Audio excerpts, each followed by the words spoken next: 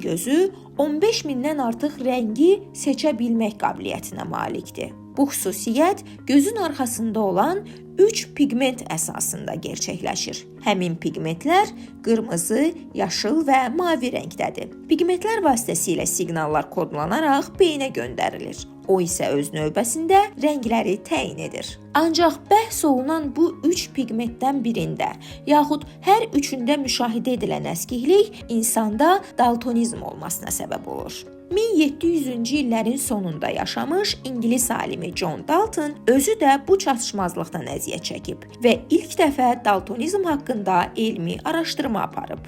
İrsən keçici olan bu problem nəticəsində insanlar rəngləri biri-birindən fərqləndirməkdə çətinlik çəkirlər. Daltonizmdən əziyyət çəkən insanları digər insanlardan fərqləndirən rəng anlayışları var. Onların əsas rəngləri mavi və sarıdır. Qeyd etmək lazımdır ki, problemə kişilərdə daha çox rast gəlinir.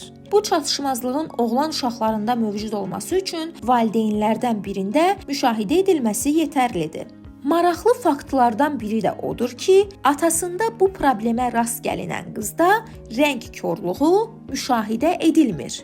Lakin o bütün əlamətləri özündə daşıyır və gələcəkdə oğlan övladına ötürə bilər. Nigar Abbasova, 525-ci kanal.